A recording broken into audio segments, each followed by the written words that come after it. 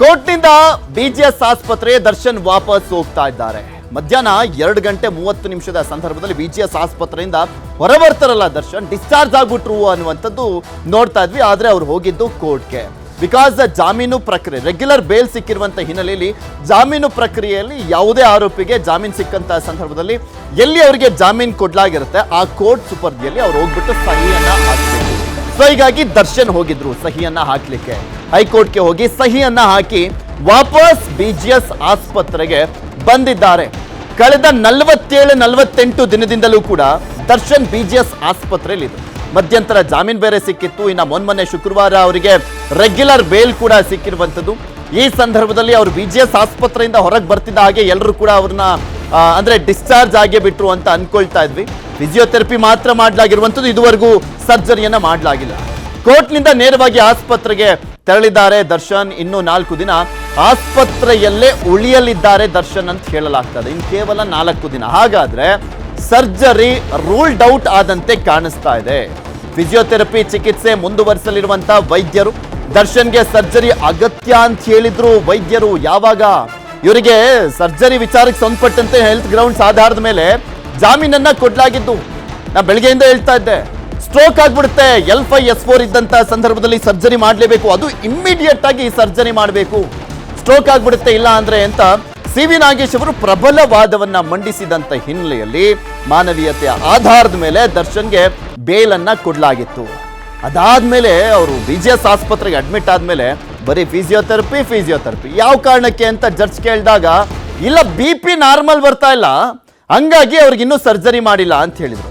ಇನ್ನು ಮೊನ್ನೆ ಈ ಮಧ್ಯಂತರ ಜಾಮೀನು ಎಕ್ಸ್ಟೆಂಡ್ ಮಾಡುವಂತ ನಿಟ್ಟಿನಲ್ಲಿ ಪ್ರಶ್ನೆಯನ್ನ ಕೇಳಿದಂತ ಸಂದರ್ಭದಲ್ಲೂ ಸಾರ್ 11ನೇ ತಾರೀಕು ಫಿಕ್ಸ್ ಆಗ್ಬಿಟ್ಟಿದೆ, ಅವತ್ತು ಸರ್ಜರಿ ಮಾಡ್ತಾರೆ ಅಂತ ಹೇಳಿದ್ರು. ಇವತ್ತು ಎಷ್ಟು ಡೇಟು? 16ನೇ ತಾರೀಕು. ಇವತ್ತವರೆಗೂ ಕೂಡ ಸರ್ಜರಿ ಇಲ್ಲ. ರೆಗ್ಯುಲರ್ ಬೇಲ್ ಸಿಗ್ತಿದ್ದ ಹಾಗೆ ಅವರಿಗೆ ಫಿಸಿಯೋಥೆರಪಿ ಮಾತ್ರ ಅಂತ ಹೇಳಲಾಗ್ತದೆ. ಗುರುವಾರದ ತನಕ ಆಸ್ಪತ್ರೆಯಲ್ಲೇ ಇರುವಂತ ಸಾಧ್ಯತೆ ಇದೆ ದರ್ಶನ್ ಅವರು ಅನ್ನುವಂಥದ್ದು ಈಗ ಗೊತ್ತಾಗ್ತಾ ಇರುವಂತ ವಿಚಾರ.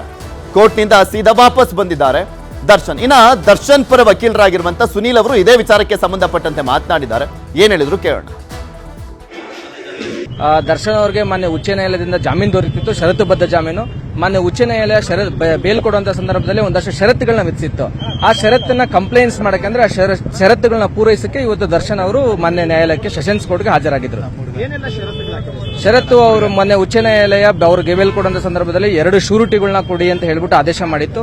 ಅದ್ರ ಪ್ರಕಾರವಾಗಿ ಇವತ್ತು ಆ ಶೂರಿಟಿಗಳನ್ನ ಅಂದ್ರೆ ದರ್ಶನ್ ಅವರಿಗೆ ಈ ಪ್ರಕರಣದಲ್ಲಿ ಮುಂದಿನ ದಿನಾಂಕಗಳನ್ನು ಅಂದ್ರೆ ಪ್ರಕರಣ ಮುಗಿಯೋವರೆಗೂ ಸಹ ನಾನು ನ್ಯಾಯಾಲಯಕ್ಕೆ ಚಾಚು ತಪ್ಪದೆ ಹಾಜರಾಗ್ತೀನಿ ಅನ್ನೋದನ್ನ ಒಂದು ಬಾಂಡ್ ಮತ್ತೆ ಶೂರು ದರ್ಶನ್ ಅಷ್ಟೇ ಅಲ್ಲದೆ ಯಾರೇ ಒಬ್ಬ ವ್ಯಕ್ತಿ ಈ ಭಾರತದಲ್ಲಿ ಕ್ರಿಮಿನಲ್ ಪ್ರಕರಣಗಳ ಭಾಗಿಯಾದಂತಹ ಸಂದರ್ಭದಲ್ಲಿ ಅವನು ನ್ಯಾಯಾಲಯದಿಂದ ಜಾಮೀನು ಪಡೆದಂತ ಸಂದರ್ಭದಲ್ಲಿ ಇದು ಒಂದು ಪ್ರಕ್ರಿಯೆ, ಅದು ಎಲ್ರಿಗೂ ಪ್ರಕ್ರಿಯೆ ಇರುತ್ತೆ. ದರ್ಶನ್ ಅವ್ರಿಗೆ ಆದಂತ ಏನು ವಿಶೇಷತೆ ಏನಿಲ್ಲ, ಅದೆಲ್ಲಾ ಆರೋಪಿಗಳಿಗೆ ಇದು ಅನ್ವಯ ಆಗುತ್ತೆ. ಆದ್ರಿಂದ ನ್ಯಾಯಾಲಯದ ಆದೇಶಕ್ಕೊಳಪಟ್ಟು ಇವತ್ತು ಬಂದು ಅವರು ಶೂರಿಟಿ ಅಂತ ಕರೀತಾರೆ.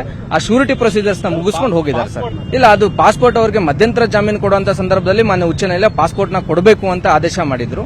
ಅದರ ಪ್ರಕಾರ ನಾವು ನ್ಯಾಯಾಲಯಕ್ಕೆ ಹಾಜರುಪಡಿಸಿದ್ವಿ. ಇವಾಗ ಅಂದ್ರೆ ರೆಗ್ಯುಲರ್ ಬೇಲ್ ಅವರಿಗೆ ಮೇನ್ ಬೇಲ್ ಆಗಿರೋದ್ರಿಂದ ಅದರಲ್ಲಿ ಪಾಸ್ಪೋರ್ಟ್ ನ ಸರೆಂಡರ್ ಮಾಡಿ ಅನ್ನೋ ಯಾವುದೇ ಷರತ್ತು ಇಲ್ಲದೆ ಇರೋದ್ರಿಂದ ಅದನ್ನ ನ್ಯಾಯಾಲಯ ನಮಗೆ ವಾಪಸ್ ಕೊಟ್ಟಿದೆ.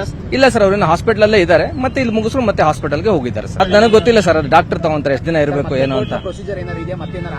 ಅಲ್ಲ, ಮತ್ತೆ ಮುಂದಿನ ದಿನಾಂಕ ವಿಚಾರಣೆ ದಿನಾಂಕ ಯಾವ್ದಿರುತ್ತೋ ಅವತ್ತು ದರ್ಶನ್ ಅವ್ರು ಬರ್ಬೇಕಾಗುತ್ತೆ. ಅವ್ರು ಬಂದಿಲ್ಲದೆ ಇರುವಂತಹ ಸಂದರ್ಭದಲ್ಲಿ ಅವ್ರ ವಕೀಲರು ನಾವು ನ್ಯಾಯಾಲಯಕ್ಕೆ ಒಂದು ಅರ್ಜಿ ಹಾಕಿ ಮನವಿ ಮಾಡ್ತೇವೆ ಅವ್ರು ಯಾವ ಕಾರಣಕ್ಕೋಸ್ಕರ ನ್ಯಾಯಾಲಯಕ್ಕೆ ಬರ್ತಾ ಇಲ್ಲ ಅಂತ. ಇಲ್ಲ ಸರ್, ಮತ್ತೆ ಹೋಗುವಂತ ಅವಶ್ಯಕತೆ ಇಲ್ಲ. ಮತ್ತೆ ಜಾಮೀನು ಸಿಕ್ಕ ಮೇಲೆ ಮತ್ತೆ ಜೈಲಿಗೆ ಹೋಗುವಂತ ಯಾವುದೇ ಪ್ರಕ್ರಿಯೆಗಳು ನಮ್ಮ ಕಾನೂನಲ್ಲಿ ಇಲ್ಲ. ದರ್ಶನ್ ಇದ್ರ ಬಗ್ಗೆ ಇನ್ನಷ್ಟು ಮಾಹಿತಿಯನ್ನ ಕೊಡ್ತಾ ಹೋಗ್ತಾರೆ ನಮ್ಮ ಪ್ರತಿನಿಧಿ ರಂಜನ್ ನಮ್ಮ ಜೊತೆ ದೂರವಾಣಿ ಸಂಪರ್ಕದಲ್ಲಿ ಜಾಯ್ನ್ ಆಗಿದ್ದಾರೆ. ರಂಜನ್, ಕೋರ್ಟ್ನಲ್ಲಿ ಜಾಮೀನು ಪ್ರಕ್ರಿಯೆಯನ್ನ ಮುಗಿಸಿ ವಾಪಸ್ ಬರ್ತಾ ಇದ್ರು ದರ್ಶನ್. ರೀಚ್ ಆದ್ರೆ ಈಗ ಆಲ್ರೆಡಿ ಆಸ್ಪತ್ರೆಗೆ ಇನ್ನು ಎಷ್ಟು ದಿನ ಆಸ್ಪತ್ರೆಯಲ್ಲಿ ಚಿಕಿತ್ಸೆಯನ್ನ ಪಡೆದುಕೊಳ್ಳುವಂತ ಸಾಧ್ಯತೆ ಇದೆ ಅನ್ನುವಂಥದ್ರ ಬಗ್ಗೆ ಮಾಹಿತಿ ಸಿಗ್ತಾ ಇದೆ. ಪೃಥ್ವಿರಾಜ್ ಏನು ದರ್ಶನ್ ರೇಣುಕಾಸ್ವಾಮಿ ಕೊಲೆ ಪ್ರಕರಣದ A2 ಆರೋಪಿ ಆಗಿರುವಂತಹ ದರ್ಶನ್ಗೆ ಎಲ್ಲ ಬೇಲ್ ನ ಪ್ರೋಸೆಸ್ ಇವಾಗ ಮುಗಿಸಿ ಮತ್ತೆ ಬಿಜಿಎಸ್ ಆಸ್ಪತ್ರೆಗೆ ಬರ್ತಿದ್ದಾರೆ. ಈಗ ಏನು ಕೋರ್ಟ್ ನಿಂದ ಹೊರಟಿರುವಂತ ದರ್ಶನ್ ಇನ್ನು ಬಿಜಿಎಸ್ ಆಸ್ಪತ್ರೆ ತಲುಪಿಲ್ಲ. ಕೋರ್ಟ್ ನಿಂದ ನೇರವಾಗಿ ಬಿಜಿಎಸ್ ಆಸ್ಪತ್ರೆಗೆ ಬರ್ತಾರ ಅಥವಾ ತಮ್ಮ ಪತ್ನಿ ವಿಜಯಲಕ್ಷ್ಮಿ ಮನೆಗೆ ಹೋಗ್ತಾರ ಅಥವಾ ತಮ್ಮ RR ನಗರದ ನಿವಾಸಕ್ಕೆ ಹೋಗ್ತಾರ ಅನ್ನುವಂತ ಪ್ರಶ್ನೆ ಉದ್ಭವಿಸಿದೆ. ಈಗ ಪ್ರಶ್ನೆಗೆ ಒಂದು ಕ್ಲಾರಿಟಿ ಸಿಕ್ಕಿರುವಂತದ್ದು, ನೇರವಾಗಿ ಬಿಜಿಎಸ್ ಆಸ್ಪತ್ರೆಗೆ ಮರಳಿ ದರ್ಶನ್ ಬರ್ತಾರೆ. ಈಗಾಗಲೇ ವೈದ್ಯರಿಂದ ಅನುಮತಿಯನ್ನು ಪಡ್ಕೊಂಡು ಕೋರ್ಟ್ಗೆ ದರ್ಶನ್ ಹಾಜರಾಗಿದ್ರು. ಇನ್ನೂ ಆಸ್ಪತ್ರೆಯಿಂದ ದರ್ಶನ್ ಡಿಸ್ಚಾರ್ಜ್ ಆಗಿಲ್ಲ. ಹಿನ್ನೆಲೆಯಲ್ಲಿ ಮತ್ತೆ ಬಿಜಿಎಸ್ ಆಸ್ಪತ್ರೆಗೆ ಬಂದು ಚಿಕಿತ್ಸೆಯನ್ನ ಪಡೆಯುವಂತಹ ಸಾಧ್ಯತೆ ಇರುವಂತದ್ದು. ಈಗಾಗಲೇ ಏನು ತೀವ್ರ ರೀತಿಯಾದಂತಹ ಬೆನ್ನು ನೋವಿನಿಂದ ಬಳಲ್ತಿರುವಂತಹ ದರ್ಶನ್ ಕೋರ್ಟ್ನಲ್ಲಿ ಕೂಡ ಇನ್ನು ಜಡ್ಜ್ನ ಮುಂಭಾಗದಲ್ಲಿ ಕುಂಟುತ್ತಾ ಸಾಗಿದ್ರು, ಬೆನ್ನು ನೋವಿನ ಗುಣಲಕ್ಷಣವನ್ನ ತೋರ್ಪಡಿಸಿದ್ರು. ಅದಾದ ಬಳಿಕ ಏನು ದರ್ಶನ್ ಬೆನ್ನು ನೋವಿಗೆ ವೈದ್ಯರು ಕೂಡ ಶಸ್ತ್ರಚಿಕಿತ್ಸೆ ಅಗತ್ಯ, ಸರ್ಜರಿ ಅಗತ್ಯ ಅಂತ ಹೇಳಿದ್ರು. ಅದಾದ ಬಳಿಕ ಸರ್ಜರಿ ಬೇಡ, ನನಗೆ ಫಿಸಿಯೋಥೆರಪಿ ಮೂಲಕ ಈ ಬೆನ್ನು ನೋವಿಗೆ ಶಮನ ಮಾಡಬಹುದಾ ಅನ್ನುವಂತ ನಿಟ್ಟಿನಲ್ಲಿ ಕೂಡ ವೈದ್ಯರು ಆಲೋಚನೆ ಮಾಡಿದ್ರು. ಈ ಹಿನ್ನೆಲೆಯಲ್ಲಿ ಫಿಸಿಯೋಥೆರಪಿ ಚಿಕಿತ್ಸೆಯನ್ನ ಮುಂದುವರಿಯುವಂತ ಸಾಧ್ಯತೆ ಇರುವಂತದ್ದು. ಯಾಕಂದ್ರೆ ಒಂದು ಬಾರಿ ಏನು ಬೆನ್ನು ನೋವಿನ ವಿಚಾರವಾಗಿ ಶಸ್ತ್ರಚಿಕಿತ್ಸೆ ಮಾಡಿದ ಸಂದರ್ಭದಲ್ಲಿ ಫ್ಯೂಚರ್ ನಲ್ಲಿ ಈ ಒಂದು ಏನು ದರ್ಶನ್ ನಟನಾಗಿರುವಂತಹ ಕಾರಣದಿಂದಾಗಿ ಫ್ಯೂಚರ್ ನಲ್ಲಿ ಹೊರತು ಬಿಡುವಂತ ಸಾಧ್ಯತೆ ಇರುವಂತ ಹಿನ್ನೆಲೆಯಲ್ಲಿ ಫಿಸಿಯೋಥೆರಪಿ ಚಿಕಿತ್ಸೆ ಮೂಲಕ ಟ್ರೀಟ್ಮೆಂಟ್ ಅನ್ನ ಕೊಟ್ಟು ಆ ನೋವನ್ನ ಶಮನ ಮಾಡುವಂತಹ ಕೆಲಸಕ್ಕೆ ವೈದ್ಯರು ಮುಂದಾಗಿದ್ದಾರೆ ಅನ್ನುವಂತ ಮಾಹಿತಿ ಕೂಡ ಲಭ್ಯವಾಗಿರುವಂತದ್ದು. ಸದ್ಯಕ್ಕೆ ಈ ದರ್ಶನ್ ಇವತ್ತು ಮತ್ತೆ BGS ಆಸ್ಪತ್ರೆಗೆ ಮರಳಿ ಮುಂದಿನ 4 ರಿಂದ 5 ದಿನಗಳ ಕಾಲ ಆಸ್ಪತ್ರೆಯಲ್ಲೇ ಇರಲಿದ್ದಾರೆ, ಆಸ್ಪತ್ರೆಯಲ್ಲಿ ಚಿಕಿತ್ಸೆಯನ್ನ ಪಡೆಯಲಿದ್ದಾರೆ ಅನ್ನುವಂತ ಮಾಹಿತಿ ಇದೆ. ಗುರುವಾರದಿಂದ ಶುಕ್ರವಾರ ತನಕ ಆಸ್ಪತ್ರೆಯಲ್ಲಿ ಚಿಕಿತ್ಸೆ ಪಡಿತಾರೆ ಅನ್ನುವಂತಹ ಮಾಹಿತಿ ಸಿಕ್ಕಿರುವಂತದ್ದು. ಪೃಥ್ವಿ, ಓಕೆ, ಧನ್ಯವಾದ ರಂಜನ್ ನಿಮ್ಮೆಲ್ಲ ಮಾಹಿತಿಗಾಗಿ. ಮಧ್ಯಂತರ ಬೇಲು ಯಾವ ಕಾರಣಕ್ಕೆ ಫಸ್ಟ್ ಕೊಡ್ಲಾಗಿತ್ತು ಅದ್ರ ಬಗ್ಗೆ ಒಂದ್ಸಲಿ ನೋಡ್ಕೊಂಬರೋಣ. ಮಧ್ಯಂತರ ಬೇಲ್ನ ವಿಚಾರಕ್ಕೆ ಸಂಬಂಧಪಟ್ಟಂತೆ ನಾವು ನೋಡ್ತಾ ಹೋದಾದ್ರೆ ಇಲ್ಲಿ ಸಾಕಷ್ಟು ಅನುಮಾನಗಳಂತೂ ಕಾಡುತ್ತೆ. ಬಿಕಾಸ್ ಸರ್ಜರಿ ಅಂತ ಹೇಳ್ತಾ ಇದ್ದವರು ದಿಢೀರಂತೆ ಈಗ ಬರೀ ಫಿಸಿಯೋಥೆರಪಿ ಮಾತ್ರ, ನೋ ಸರ್ಜರಿ ಅನ್ನುವಂಥದ್ರ ಬಗ್ಗೆ ಮಾತಾಡ್ತಾ ಇದೆಯಲ್ಲ. ಸೊ ಆ ಕಾರಣಕ್ಕೋಸ್ಕರ ದರ್ಶನ್ ಬೆನ್ನು ನೋವು ಸರ್ಜರಿ ಬಗ್ಗೆ ಕೋರ್ಟ್ಗೆ ಮನವರಿಕೆಯನ್ನ ಮಾಡಿಕೊಡ್ಲಾಯ್ತು. ಇದು ಯಾವಾಗಿಂದ ಹೇಳ್ತಾ ಇರೋದು, ನಾವು ಅವರಿಗೆ ಮಧ್ಯಂತರ ಜಾಮೀನನ್ನ ಕೊಡುವಂತ ಸಂದರ್ಭದ ಸನ್ನಿವೇಶ, ಆ ಸಂದರ್ಭದಲ್ಲಿ ಯಾವ ರೀತಿಯಾಗಿ ಪ್ರಕರಣದಲ್ಲಿ ವಾದವನ್ನ ಮಾಡಲಾಯಿತು ಅನ್ನುವಂಥದ್ರ ಬಗ್ಗೆ ಹೇಳ್ತಾ ಇದ್ವಿ. ಬಳ್ಳಾರಿ ಜೈಲಿನಲ್ಲಿದ್ದಾಗ ದರ್ಶನ್ಗೆ ಮಧ್ಯಂತರ ಜಾಮೀನನ್ನ ಮಂಜೂರು ಮಾಡಲಾಗಿತ್ತೆ. ನಾನು ಹೇಳ್ತಾ ಇದ್ನಲ್ಲ, L5 ಮತ್ತೆ S4 ಸಮಸ್ಯೆ ಇದೆ. ಸ್ಟ್ರೋಕ್ ಆಗ್ಬಿಡುತ್ತೆ ಅಂದ್ರೆ ಲಕ್ವ ಹೊಡೆದು ಬಿಡುತ್ತೆ, ಇಮಿಡಿಯೇಟ್ ಸರ್ಜರಿ ಆಗಬೇಕು, ಅವ್ರಿಗೆ ಬೇಲ್ ಬೇಕೇ ಬೇಕು ಅಂತ ಪ್ರಬಲವಾಗಿ ವಾದವನ್ನು ಮಂಡಿಸಿದ್ದಂತ ಹಿನ್ನೆಲೆಯಲ್ಲಿ ದರ್ಶನ್ಗೆ ಬೇಲಾಗಿತ್ತು. ಆ ಸಂದರ್ಭದಲ್ಲಿ ವಿಪರೀತ ಬೆನ್ನು ನೋವಿನ ಕಾರಣವನ್ನ ಆಧರಿಸಿ ಮಧ್ಯಂತರ ಜಾಮೀನನ್ನ ಕೊಡಲಾಗಿತ್ತು. ಇಮಿಡಿಯೇಟ್ ಸರ್ಜರಿ ಆಗಬೇಕು ಅಂತ ಹೇಳಿದಂತ ಕಾರಣಕ್ಕೋಸ್ಕರ ನರರೋಗ ತಜ್ಞರು ನೀಡಿದಂತ 3 ಅಂಶಗಳನ್ನ ಉಲ್ಲೇಖ ಮಾಡಿದ್ರು ವಕೀಲರು. ಬಳ್ಳಾರಿಯ ವಿಮ್ಸ್ ಆಸ್ಪತ್ರೆ ವೈದ್ಯರು ಒಂದು ರಿಪೋರ್ಟ್ ಅನ್ನ ಕೊಡ್ತಾರೆ. ಅದನ್ನ ಕೋರ್ಟ್ ಮುಂದೆ ಇಟ್ಬಿಟ್ಟು CV ನಾಗೇಶ್ ಅವರು ವಾದವನ್ನ ಮಾಡಿರ್ತಾರೆ. ದೇಹದ ಒಂದು ಭಾಗ ಸ್ಪರ್ಶ ಜ್ಞಾನ ಕಳೆದುಕೊಂಡಂತ ಅನುಭವ ಆಗ್ತಾ ಇದೆ ಅನ್ನುವಂಥದ್ದನ್ನ ವಾದ ಮಾಡಲಾಗಿತ್ತು. ಹಾಗೆ ಅವರು ಓಡಾಡುವಂತ ಸಂದರ್ಭದಲ್ಲೂ ಕೂಡ ಅಷ್ಟೇ ತುಂಬಾ ಬೆನ್ನನ್ನ ಇಟ್ಕೊಂಡು ಓಡಾಡ್ತಿದ್ದು, ತುಂಬಾ ಪೈನ್ ಆಗ್ತಾ ಇದೆ ಅನ್ನುವಂಥದ್ದನ್ನ ಕೂಡ ತೋರಿಸ್ಕೊಳ್ತಾ ಇದ್ರು. ಅದು ಕೂಡ ನಿಮ್ಗೆ ಗೊತ್ತಿದೆ. ಇನ್ನ ಸೊಂಟ ನೋವಿನಿಂದ ಒಂದು ಕಾಲಿನಲ್ಲಿ ಸರಿಯಾಗಿ ರಕ್ತ ಪರಿಚಲನೆ ಆಗ್ತಾ ಇಲ್ಲ ಅನ್ನುವಂಥದ್ದು ರಿಪೋರ್ಟ್ ನಲ್ಲಿ ಇದ್ದಿದ್ದಂಥದ್ದು.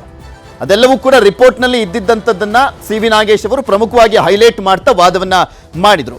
ಸ್ಪೈನಲ್ ಕಾರ್ಡ್ನ ಡಿಸ್ಕ್ ಪ್ರಾಬ್ಲಮ್ ಕೂಡ ಇದೆ ಅನ್ನುವಂಥದ್ದು ವಾದವನ್ನ ಮಾಡಲಾಗಿತ್ತು. CV ನಾಗೇಶ್ ಅವರು ದರ್ಶನ್ ಪರ ವಕೀಲರು ವಾದವನ್ನ ಮಾಡಿದ್ರು. ಅವರು ಫಸ್ಟ್ ಜುಡಿಷಿಯಲ್ ಅಂದ್ರೆ ಕೆಲ ಹಂತದ ನ್ಯಾಯಾಲಯದ ಸಂದರ್ಭದಲ್ಲಿ ಮೆರಿಟ್ಸ್ ಆಫ್ ಕೇಸ್ ಮೇಲೆ ವಾದ ಮಾಡಿದ್ರು. ಆದರೆ ಹೈಕೋರ್ಟ್ಗೆ ಹೋದಂತಹ ಸಂದರ್ಭದಲ್ಲಿ ಅವರು ಹೆಲ್ತ್ ಗ್ರೌಂಡ್ಸ್ ಆಧಾರದ ಮೇಲೆ ವಾದವನ್ನ ಮಾಡಲಾಗಿತ್ತು. ಕಿಡ್ನಿ, ಮೂಳೆ, ನರಗಳ ಮೇಲೂ ಕೂಡ ಒತ್ತಡ ಆಗ್ತಾ ಇದೆ, ತಕ್ಷಣ ಸರ್ಜರಿ ಅಗತ್ಯವಿದೆ ಅಂತ ಹೇಳಿದ್ದಾರೆ ತಜ್ಞರು.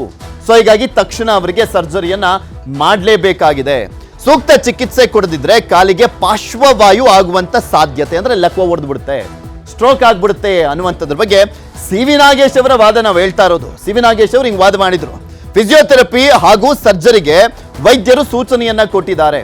ಸೊ ಹೀಗಾಗಿ ಫಿಸಿಯೋಥೆರಪಿ ಮಾಡಿ ನಂತರ ಸರ್ಜರಿಯನ್ನ ಮಾಡಲೇಬೇಕಾಗಿದೆ ಅನ್ನುವಂಥದ್ದನ್ನ ವೈದ್ಯರು ಹೇಳಿರುವಂಥದ್ದು. ಬೆಂಗಳೂರಿನ ಆಸ್ಪತ್ರೆಯಲ್ಲಿ ಚಿಕಿತ್ಸೆಗೆ ಅವಕಾಶ ನೀಡಬೇಕು ಅಂತ ಕೇಳ್ಕೊಳ್ತಾರೆ. ಬೆಂಗಳೂರಿನ ಆಸ್ಪತ್ರೆ ಆಕ್ಚುಲಿ ಅವತ್ತು ಕೇಳಿದ್ದು CV ನಾಗೇಶ್ ಅವರು ಮೈಸೂರಿನ ಅಪೋಲೋ ಆಸ್ಪತ್ರೆ ಕೇಳಿದ್ರು. ಮೈಸೂರಿನ ಅಪೋಲೋ ಆಸ್ಪತ್ರೆಯಲ್ಲಿ ಟ್ರೀಟ್ಮೆಂಟ್ ಅನ್ನ ಕೊಡಬೇಕು ಅಂತ. ಆದ್ರೆ ಅದನ್ನ ನಿರಾಕರಿಸಿ ಬೆಂಗಳೂರಿನ ಆಸ್ಪತ್ರೆಯಲ್ಲಿ ಎಲ್ಲಿ ಬೇಕಾದ್ರೂ ಟ್ರೀಟ್ಮೆಂಟ್ ಅನ್ನ ಪಡೆದುಕೊಳ್ಳಿ, ಅದು ನಿಮ್ಮ ವೆಚ್ಚದಲ್ಲಿ, ಹಾಗೆ ಯಾವುದೇ ಆಸ್ಪತ್ರೆಯಲ್ಲಿ ಅನ್ನುವಂಥದ್ದನ್ನ ಆ ಸಂದರ್ಭದಲ್ಲಿ ನ್ಯಾಯಾಧೀಶರು ಒಂದು ಆರ್ಡರ್ ಅನ್ನ ಮಾಡ್ತಾರೆ, ಆದೇಶವನ್ನ ಕೊಡ್ತಾರೆ. ಸೂಕ್ತ ಚಿಕಿತ್ಸೆ ಕೊಡಿಸ್ಲಿಕ್ಕೆ ಮಧ್ಯಂತರ ಜಾಮೀನ ಅಗತ್ಯವಿದೆ ಅಂತ ವಾದವನ್ನ ಮಾಡಿದಂತ ಹಿನ್ನೆಲೆಯಲ್ಲಿ ಮಾನವೀಯತೆ ಆಧಾರ, ಅವರ ಆರೋಗ್ಯದ ಮೇಲಿನ ವಿಚಾರಕ್ಕೆ ಸಂಬಂಧಪಟ್ಟಂತೆ ಅದನ್ನ ಪ್ರಮುಖವಾಗಿ ವಿಚಾರವನ್ನ ಇಟ್ಕೊಂಡು ಕೋರ್ಟ್ ಕೂಡ ಅಷ್ಟೇ ಅವರಿಗೆ 6 ವಾರಗಳ ಕಾಲ ಮಧ್ಯಂತರ ಜಾಮೀನನ್ನ ಕೊಡಲಾಗುತ್ತೆ.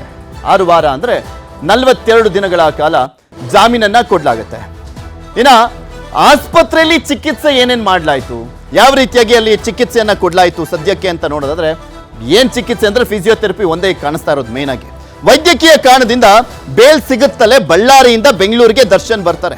ಯಾವಾಗ ವೈದ್ಯಕೀಯ ಅಂದ್ರೆ ಹೆಲ್ತ್ ಗ್ರೌಂಡ್ಸ್ ಆಧಾರದಲ್ಲಿ ಅವರಿಗೆ ಜಾಮೀನು ಸಿಗುತ್ತೆ, ಬೆಳಿಗ್ಗೆ ತೀರ್ಪು ಬರುತ್ತೆ, ಸಂಜೆನೆ ರಿಲೀಸು ದರ್ಶನ್. ಈಗ ಪವಿತ್ರ ಗೌಡ ಅದೆಲ್ಲ ನೋಡ್ತಾ ಇದೀವಲ್ಲ, 3 ದಿನ ಆದ್ಮೇಲೆ ರಿಲೀಸ್ ಆಗ್ತಾ ಇದಾರೆ. ಆದ್ರೆ ದರ್ಶನ್ದು ಮಾತ್ರ ಬೆಳಗ್ಗೆ ತೀರ್ಪು ಬರುತ್ತೆ, ಸಂಜೆನೆ ರಿಲೀಸ್ ಆಗ್ತಾರೆ. ಆಸ್ಪತ್ರೆ ಸೇರುವ ಮುನ್ನ 3 ದಿನಗಳ ಕಾಲ ಮನೆಯಲ್ಲೇ ಲಾಕ್ ಆಗ್ತಾರೆ. ಅವರು ದೀಪಾವಳಿ ಹಬ್ಬದ ಸಂದರ್ಭದಲ್ಲಿ ರಿಲೀಸ್ ಆಗುವಂಥದ್ದು. 29ನೇ ತಾರೀಕು ರಿಲೀಸ್ ಆಗ್ತಾರೆ. 1-2 ದಿನ ವಿಜಯಲಕ್ಷ್ಮಿ ಅವರ ನಿವಾಸದಲ್ಲಿ ಇರ್ತಾರೆ. ಅದಾದ್ಮೇಲೆ ದೀಪಾವಳಿ ಹಬ್ಬದ ದಿನನೇ 31ನೇ ತಾರೀಕು ಹೋಗಿ BGS ಆಸ್ಪತ್ರೆಗೆ ಅಡ್ಮಿಟ್ ಆಗ್ತಾರೆ. ಬೇಲ್ ಸಿಕ್ಕ 3 ದಿನಗಳ ಬಳಿಕ BGS ಆಸ್ಪತ್ರೆಗೆ ದರ್ಶನ್ ಹೋಗಿ ಅಡ್ಮಿಟ್ ಆಗ್ತಾರೆ. ಅಂದ್ರೆ 29, 30, 31ನೇ ತಾರೀಕು ಹೋಗಿ ಅಡ್ಮಿಟ್ ಆಗ್ತಾರೆ. ರೆಗ್ಯುಲರ್ ಬೇಲ್ಗಾಗಿ ವಿಚಾರಣೆ ನಡೆಯುವಾಗಲೂ ಕೂಡ ಆಸ್ಪತ್ರೆಯಲ್ಲಿ ಇರ್ತಾರೆ ದರ್ಶನ್. ಬಿಕಾಸ್ ಮಧ್ಯಂತರ ಬೇಲ್ ಸಿಕ್ಕಿದ್ದಂತ ಹಿನ್ನೆಲೆಯಲ್ಲಿ ರೆಗ್ಯುಲರ್ ಬೇಲ್ಗೂ ಕೂಡ ನಿರಂತರವಾಗಿ ವಾದವನ್ನು ಮಾಡಲಾಗ್ತಾ ಇರುತ್ತೆ. ಸೈಮಲ್ಟೇನಿಯಸ್ಲಿ ಮಧ್ಯಂತರ ಜಾಮೀನ ಅವಧಿ ಮುಕ್ತಾಯ ಆಗುತ್ತಲ್ಲ, ಆ ಸಂದರ್ಭದಲ್ಲಿ ಅದನ್ನು ಕೂಡ ಹಾಕೊಳ್ತಾರೆ. ಮಧ್ಯಂತರ ಜಾಮೀನು ಎಕ್ಸ್ಟೆಂಡ್ ಮಾಡಬೇಕು ಅಂತ ಸಿ.ವಿ. ನಾಗೇಶ್ ಅವರು ಅದ್ರ ಬಗ್ಗೆನೂ ಕೂಡ ಅರ್ಜಿ ಹಾಕೊಳ್ತಾರೆ.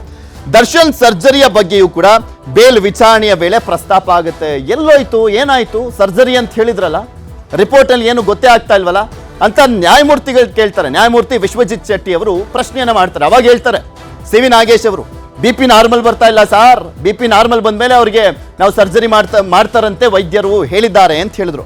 ಟ್ರೀಟ್ಮೆಂಟ್ ಕೊಡ್ತಿದ್ದಾರೆ, ಆಪರೇಷನ್ ಅಗತ್ಯವಿದೆ ಅಂತ ಸಿ.ವಿ. ನಾಗೇಶ್ ಅವರು ವಾದವನ್ನ ಮಾಡಿರ್ತಾರೆ.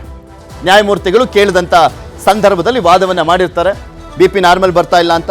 BP ವೇರಿಯೇಷನ್ ಇದೆ, ನಾರ್ಮಲ್ ಬಂದ ಬಳಿಕ ಸರ್ಜರಿ ಅಂತ ವಕೀಲರು ಹೇಳಿದ್ರು. ಈ ಸಂದರ್ಭದಲ್ಲಿ ಪ್ರಸನ್ನ ಕುಮಾರ್ ಅವರು ನೆಕ್ಸ್ಟ್ ಹೇಳ್ತಾರೆ, ಅಮ್ಲಾಂಗ್ ಅಂತ ಮಾತ್ರೆ ಬರುತ್ತೆ, ಬರೀ 2.5 ರೂಪಾಯಿ, ಅದನ್ನ ಕೊಟ್ರೆ BP ನಾರ್ಮಲ್ ಬರುತ್ತೆ. ಆದ್ರೆ ಯಾಕೆ ಇಷ್ಟೆಲ್ಲ ಆಟ ಆಡ್ಲಾಗ್ತಾ ಇದೆ ಅನ್ನುವಂಥದ್ರ ಬಗ್ಗೆ ಅನುಮಾನವನ್ನ ಕೂಡ ವ್ಯಕ್ತಪಡಿಸಿರ್ತಾರೆ ಪ್ರಸನ್ನ ಕುಮಾರ್ ಅವರು ಆ ಸಂದರ್ಭದಲ್ಲಿ. ಅದಾದ್ಮೇಲೆ ಯಾವಾಗ ಸರ್ಜರಿ ಹಂಗಾದ್ರೆ ಅಂತ ಕೇಳಿದಾಗ ಡಿಸೆಂಬರ್ 11ನೇ ತಾರೀಕು ಸರ್ಜರಿ ಮಾಡಿಸುವುದಾಗಿಯೂ ಕೂಡ ಹೇಳಿದ್ರು ದರ್ಶನ್ ಪರ ವಕೀಲರು. 11ನೇ ತಾರೀಕು ಡಿಸೆಂಬರ್ 11ಕ್ಕೆ ಫಿಕ್ಸ್ ಆಗ್ಬಿಟ್ಟಿದೆ, ಅವತ್ತು ಸರ್ಜರಿಯನ್ನ ಮಾಡ್ಲಾಗತ್ತೆ. ಸೊ ನೀವು ಮಧ್ಯಂತರ ಜಾಮೀನನ್ನ ಎಕ್ಸ್ಟೆಂಡ್ ಮಾಡಿ ಅಂತ ಕೇಳ್ತಾರೆ. ಸೊ ಹೀಗಾಗಿ ಮುಂದಿನ ಆದೇಶದವರೆಗೂ ಮಧ್ಯಂತರ ಜಾಮೀನನ್ನ ಎಕ್ಸ್ಟೆಂಡ್ ಮಾಡಲಾಗಿರುತ್ತೆ. ಕೋರ್ಟ್ಗೆ ಹೇಳಿದ ರೀತಿಯಲ್ಲಿ ಡಿಸೆಂಬರ್ 11ರಂದು ಸರ್ಜರಿಯನ್ನ ಮಾಡಿಸ್ಕೊಳ್ಳಿಲ್ಲ. ಹೇಳೋದೇನೋ ಹೇಳ್ಬಿಟ್ರು ಡಿಸೆಂಬರ್ 11ನೇ ತಾರೀಕು ಸರ್ಜರಿ ಅಂತ, ಆದ್ರೆ ಅವತ್ತು ಮಾಡಿಸ್ಕೊಳ್ಳಿಲ್ಲ. ತೀರ್ಪನ್ನ ಕಾಯ್ದಿರಿಸಲಾಗ್ತಾ ಇತ್ತಲ್ಲ, ಅದನ್ನ ಎಕ್ಸ್ಪೆಕ್ಟ್ ಮಾಡ್ತಾ ಇದ್ರ ಅನ್ನುವಂಥ ಅನುಮಾನ ಯಾಕೆ ಅಂತ ಹೇಳಿದ್ವಲ್ಲ ನಾವು ಆರಂಭದಲ್ಲಿ. ಅನುಮಾನ ಯಾಕೆ ಅಂದ್ರೆ 11ನೇ ತಾರೀಕು ಹೇಳ್ತಾರೆ, ಅವತ್ತು ಕೂಡ ಸರ್ಜರಿಯನ್ನ ಮಾಡಿಸ್ಕೊಳ್ಳಿಲ್ಲ. ಈ 46-47 ದಿನಗಳಿಂದಲೂ ಕೂಡ ಇವರಿಗೆ ಎಲ್ಲೂ ಕೂಡ BP ನಾರ್ಮಲ್ಲೇ ಬರಲಿಲ್ವಾ? ಇದು ಕೂಡ ಅನುಮಾನವನ್ನ ಮೂಡಿಸ್ತಾ ಇರುವಂಥದ್ದು. ಇನ್ನ ಯಾವ್ಯಾವ ರೀತಿಯಾಗಿ ಅನುಮಾನಗಳು ಬರ್ತಾ ಹೋದ್ವು ಈ ವಿಚಾರದಲ್ಲಿ ಅನ್ನುವಂಥದ್ದನ್ನ ನೋಡೋದಾದ್ರೆ, ದರ್ಶನ್ ಮಧ್ಯಂತರ ಅನುಮಾನ ಏನಪ್ಪಾ ಅಂದ್ರೆ, ದರ್ಶನ್ ಪ್ರಕರಣದಲ್ಲಿ ಹುಟ್ಟಿಕೊಂಡಿದ್ದಾವೆ ಹಲವು ಅನುಮಾನಗಳು. ಆ ಹಲವು ಅನುಮಾನಗಳು ಒಂದೊಂದಾಗಿ ನೋಡ್ತಾ ಹೋದಾದ್ರೆ, ಆಪರೇಷನ್ಗೆಂದೇ ಮಧ್ಯಂತರ ಜಾಮೀನನ್ನ ಪಡೆದಿದ್ದರೂ ಕೂಡ ಸರ್ಜರಿ ಆಗದಿರೋದು ಯಾಕೆ? 46 ದಿನ ಬೇಕಾಯ್ತಾ? ಅದು ಯಾವುದೋ ಒಂದು ಮಾಮೂಲಿ ಹಾಸ್ಪಿಟ್ಲ್ ಅಲ್ಲ, ಯಾವುದೋ ಕ್ಲಿನಿಕಲ್ ಅಲ್ಲ ಅಡ್ಮಿಟ್ ಮಾಡಿದ್ದು ದರ್ಶನ್ನ. ಬೆಂಗಳೂರಿನ ಪ್ರತಿಷ್ಠಿತ ಆಸ್ಪತ್ರೆ ಅದು. ಯಾರ್ಯಾರು ಅಂಬರೀಷ್ ಅವರು ಟ್ರೀಟ್ಮೆಂಟ್ ಪಡ್ಕೊಂಡಿದ್ರು, ಬಾಲಗಂಗಾಧರನಾಥ ಶ್ರೀಗಳು, ಸಿದ್ಧಗಂಗಾ ಶ್ರೀಗಳು, ಇವರೆಲ್ಲರೂ ಕೂಡ ಟ್ರೀಟ್ಮೆಂಟ್ ಅನ್ನ ಪಡೆದುಕೊಂಡಿದ್ದಂಥ ಒಂದು ಪ್ರತಿಷ್ಠಿತ ಆಸ್ಪತ್ರೆ. ಅದೇ ಒಂದು ರೂಮ್ನಲ್ಲೇ ದರ್ಶನ್ ಕೂಡ ಇದ್ದಿದ್ರು. ಅಂತ ಪ್ರತಿಷ್ಠಿತ ಆಸ್ಪತ್ರೆಯಲ್ಲಿ ದೊಡ್ಡ ದೊಡ್ಡ ಡಾಕ್ಟರ್ಗಳಿದ್ರೂ ಕೂಡ ಇವರ BP ನಾರ್ಮಲ್ ಬರಲಿಲ್ಲ ಅನ್ನುವಂಥ ಸಹಜವಾಗಿ ಅನುಮಾನಕ್ಕೆ ಎಡೆಮಾಡಿಕೊಡ್ತಾ ಇತ್ತು. ಫಿಸಿಯೋಥೆರಪಿ ಮೂಲಕನೇ ದರ್ಶನ್ಗೆ ಚಿಕಿತ್ಸೆ ಕೊಡದಿದ್ರೆ ಮಧ್ಯಂತರ ಜಾಮೀನು ಬೇಕಿತ್ತ? ಈ ಪ್ರಶ್ನೆಯನ್ನೇ ಪೊಲೀಸರು ಎತ್ತಿದ್ರು. ಫಿಸಿಯೋಥೆರಪಿ ಮಾಡದಿದ್ರೆ ಮಧ್ಯಂತರ ಜಾಮೀನು ಯಾಕೆ ಬೇಕಿತ್ತು ಅಂತ ಅನ್ನುವಂಥ ಪ್ರಶ್ನೆಗಳು ಮೂಡ್ತಾ ಇದಾವೆ. BGS ಆಸ್ಪತ್ರೆಯಲ್ಲಿ 40ಕ್ಕೂ ಹೆಚ್ಚು ದಿನವಿದ್ರೂ ಕೂಡ ಸರ್ಜರಿ ಬಗ್ಗೆ ಸೈಲೆಂಟ್ ಆಗಿದ್ಯಾಕೆ? ಇವತ್ತು 16ನೇ ತಾರೀಕು ಅಲ್ವಾ, ಇವರು ಅಡ್ಮಿಟ್ ಆಗಿದ್ದು 31ನೇ ತಾರೀಕು. 47 ದಿನಗಳಿಂದ ದರ್ಶನ್ BGS ಆಸ್ಪತ್ರೆಯಲ್ಲಿದ್ದಾರೆ. ಇಷ್ಟು ದಿನ ಆದರೂ ಕೂಡ ಅವ್ರ BP ನಾರ್ಮಲ್ ಬರಲಿಲ್ವಾ? ಸರ್ಜರಿಯನ್ನ ಮಾಡಿಸ್ಲಿಕ್ಕೆ ಇದುವರೆಗೂ ಡಾಕ್ಟ್ರೇ ಮುಂದಾಗಿಲ್ವಾ, ಅಥವಾ ದರ್ಶನೇ ಬೇಡ ಅಂತ ಹೇಳ್ತಾ ಇದ್ರ, ಅಥವಾ ಆ ರಿಪೋರ್ಟೇ ಸುಳ್ಳ ಅನ್ನುವಂಥ ಪ್ರಶ್ನೆಗಳು ಉಟ್ಕೊಂಡಿದ್ದಾವೆ. ಈ 3 ಪ್ರಶ್ನೆಗಳು ಪ್ರಮುಖವಾಗಿ. ಪೂರ್ಣ ಪ್ರಮಾಣದ ಜಾಮೀನು ಸಿಗೋವರೆಗೂ ಕೂಡ BP ವೇರಿಯೇಷನ್ ಆಗ್ತಾನೆ ಇತ್ತ? ರೆಗ್ಯುಲರ್ ಬೇಲ್ ಸಿಗೋವರೆಗೂ ಕೂಡ BP ವೇರಿಯೇಷನ್ ಆಗ್ತಾನೆ ಇತ್ತ? ಈ ಪ್ರಶ್ನೆ ಎಲ್ಲರನ್ನೂ ಕಾಡುತ್ತಲ್ವಾ. ಯಾಕೆಂದ್ರೆ BP ನಾರ್ಮಲ್ ಬರಲಿಕ್ಕೆ ಯಾರ್ಯಾರಿಗೆಲ್ಲ BP ಎಲ್ಲ ಇರುತ್ತೆ ಅವ್ರಿಗೆ ಚೆನ್ನಾಗಿ ಗೊತ್ತಿರುತ್ತೆ. ನಾರ್ಮಲ್ ಹೆಂಗ್ ಬರುತ್ತೆ, ಏನು ಮಾಡಬೇಕು, ಅದಕ್ಕೆ 45 ದಿನ ಹಿಡಿಯುತ್ತಾ ಅನ್ನುವಂಥ ಪ್ರಶ್ನೆಗಳು ಮೂಡ್ತಿರ್ಬೋದು. ಅದೇ ಎಲ್ರಿಗೂ ಕೂಡ ಕಾಡ್ತಾ ಇರುವಂಥ ಅನುಮಾನ. ಇನ್ನು ಶಸ್ತ್ರಚಿಕಿತ್ಸೆ ಅಗತ್ಯವಿದೆ ಅಂತ ಹೇಳಿದ್ರು, ವೈದ್ಯರು ಸಲಹೆಯನ್ನ ಕೊಟ್ಟಿದ್ರು. ಬೇಲ್ ಸಿಕ್ಕ ಮೇಲೆ ಬದಲಾಯ್ತಾ? ಅದು ಯಾಕೆ ಬದಲಾಯಿತು ಅಂತ. BP ವೇರಿಯೇಷನ್ ಸಮಸ್ಯೆ, ಪಾರ್ಶ್ವವಾಯು ಸಮಸ್ಯೆ ಈಗ ಕಾಣ್ತಾ ಇಲ್ವಾ? ಹಾಗಾದ್ರೆ ಬರೀ ಫಿಸಿಯೋಥೆರಪಿ ಮುಖಾಂತರನೇ ಎಲ್ಲವೂ ಕೂಡ ಬಗೆಹರಿದು ಬಿಡ್ತಾ? ಸರ್ಜರಿಯಿಂದ ತಪ್ಪಿಸಿಕೊಳ್ಳಲೆಂದೇ ಎಷ್ಟು ದಿನ ದರ್ಶನ್ ನಾಟಕ ಮಾಡಿದ್ರ?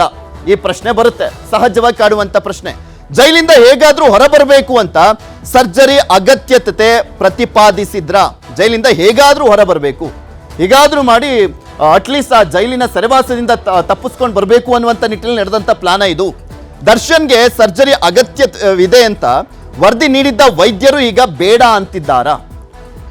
ಬೇಡ ಅಂತಿರುವಂಥದ್ದು ಯಾರು? ಸರ್ಜರಿ ಮಾಡಿಸ್ಬೇಕು ಅಂತ ಹೇಳಿದಂಥವ್ರು ಯಾರು? ಬಳ್ಳಾರಿಯ ವೈದ್ಯರು. ಈಗ ಯಾರು ಬೇಡ ಅಂತಿರೋದು? ಯಾಕೆ ಬೇಡ ಅಂತಿದ್ದಾರೆ?